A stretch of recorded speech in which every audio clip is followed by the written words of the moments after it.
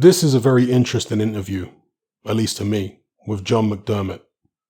Now, Mcdermott was a domestic level heavyweight in the UK for many years. He fought Tyson Fury, he fought Matt Skelton, he fought Danny Williams, and many others. And he was always a talented fighter. He had some nice hand skills. He was almost like a British domestic version of Andy Ruiz, because John Mcdermott always had pretty quick hands, quite nice with his hands, similar kind of style to Andy Ruiz, similar kind of build. Not as good as Ruiz, don't get it twisted, but like the British domestic version of Ruiz. And his fights with Tyson Fury will forever live in infamy. Well, the first fight anyway, will forever live in infamy, because many neutral observers believe that John Mcdermott didn't just win that fight, but he won it comfortably and he was robbed on the scorecards. And if you just type in Fury Mcdermott 1, you'll see news articles from the UK where they're calling it one of the biggest robberies of the past 10 years or whatever in British boxing. So that's one of the things that John Mcdermott is famous for. I say famous, on the British domestic heavyweight circuit. In the rematch, Tyson Fury struggled, but he eventually stopped John Mcdermott late in that fight. But in this interview, John Mcdermott reveals the circumstances going into that Fury rematch. Now, one of the things he talks about is signing a contract. I believe it was with Frank Maloney. And in the contract, I think it said that both fighters have got to wear the same pair of gloves or something like that in the contract. But it said that Tyson Fury wants to wear a different color, but the same brand. No, I think he explained it by saying that in the British Boxing Board of Control standard contract, both fighters have to wear the same model of gloves. Okay, now back in the days, almost all fights had both boxers wearing the exact same gloves. Yeah, if you go back to the Muhammad Ali era, if you go back to the Mike Tyson era, you go back to most of the 1990s, you will see just about every big fight, both fighters are wearing the exact same gloves. Usually the same color, but nearly always the same brand and the same model. Whereas today, fighters very often wear whatever hell gloves they want. It has to be mutually agreed, but there doesn't seem to be any emphasis on both fighters wearing the same model or brand of glove anymore, like there used to be back in the days. And that's definitely a good thing, because having gloves that fit well on your hands and are comfortable is absolutely imperative. It matters more for some fighters than others, but for me personally, wearing gloves that fit my hand well and that allow me to make a real good fist would always make a massive difference for my, comfort level and how hard I was able to hit. And for somebody who relies on punching power a lot, or punching power is a big part of your game, being able to make a solid fist is very, very important. If you've got a glove on which feels awkward, where you can't close your hand properly, or it's pinching or it's too tight, trust me, it will impact on your punching power and it will impact on your performance. Okay. And John Mcdermott reveals that going into that Tyson Fury rematch, on the night of the fight, he found out that Tyson Fury was going to be wearing Cleto Reyes gloves, okay, which are filled with horsehair. And that John Mcdermott had to wear, was it BBE gloves? I think BBE or Lonsdale, I believe BBE, which are a British brand, were never particularly good in all honesty, BBE. And it's either BBE or Lonsdale, but either way, they're both British brands and neither are particularly good. And they are a foam glove, which is far more protective than a horsehair Reyes glove. And might do less damage. I don't know. I have never tested out a BBE fight glove before, or Lonsdale fight glove, but John Mcdermott did. He wore them in that fight, and he was very unhappy with the fact that he on the night of the fight, found out that Tyson Fury, at least in his mind, was wearing gloves that allowed him to do more damage. So McDermott found out on the night, and he quarreled with the promoter and whoever else was there, the British Boxing Board of Control. And he said, look, I'm not going to fight. If I can't wear the same gloves that he's wearing, I'm not stepping in the ring and fighting, because this is not what I signed up for.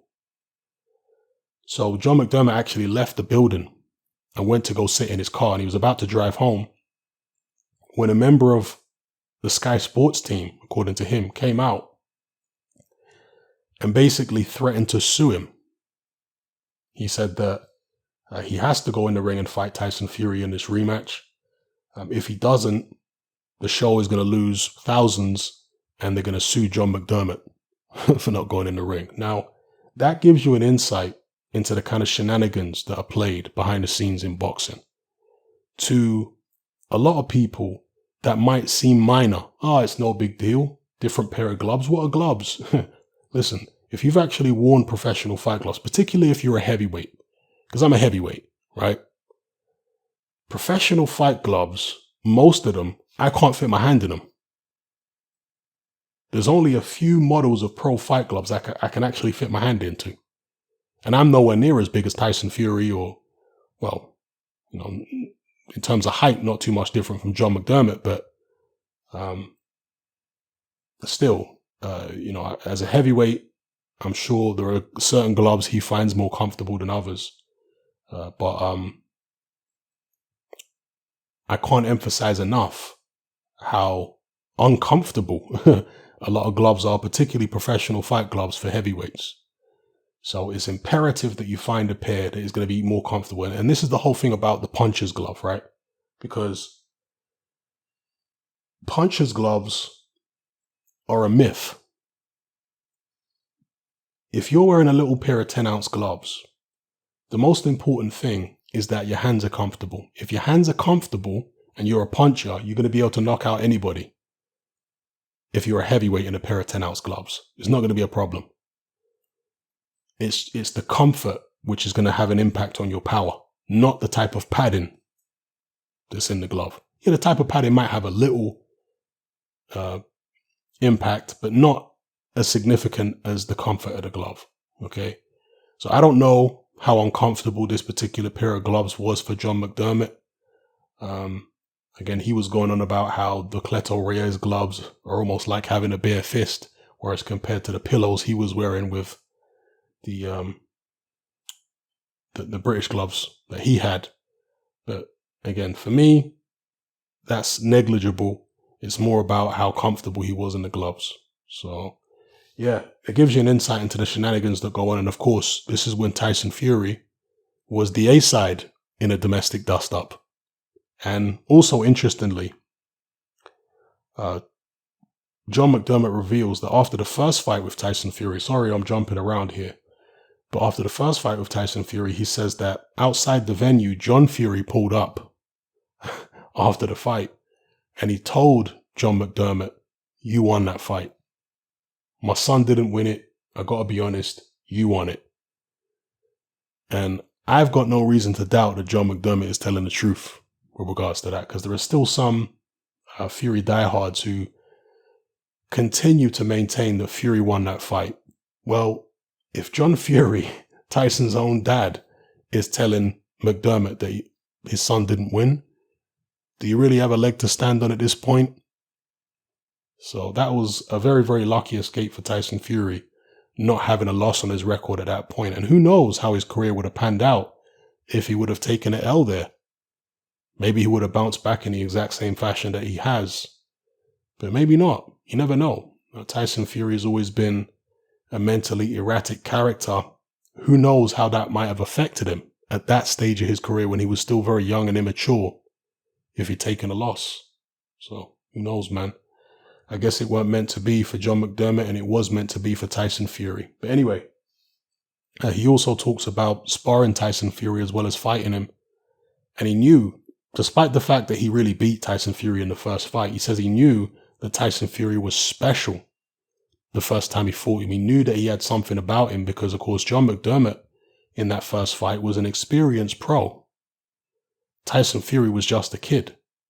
So it really was man versus boy. That's basically what John McDermott was saying. And he said that given the fact that he was just a boy, he impressed me with his heart, you know? So, yeah, anyway. Definitely recommend this interview. He says a hell of a lot more than what I've just highlighted. A whole heap of stuff I've forgotten, but definitely worth watching. And he picks, of course, Tyson Fury to beat Anthony Joshua if and when they fight. And this video was made after Tyson Fury beat Deontay Wilder in the rematch. He picks Fury to beat AJ on points, interestingly, because there's a lot of people now picking Fury to knock AJ out. And John McDermott sparred both of them.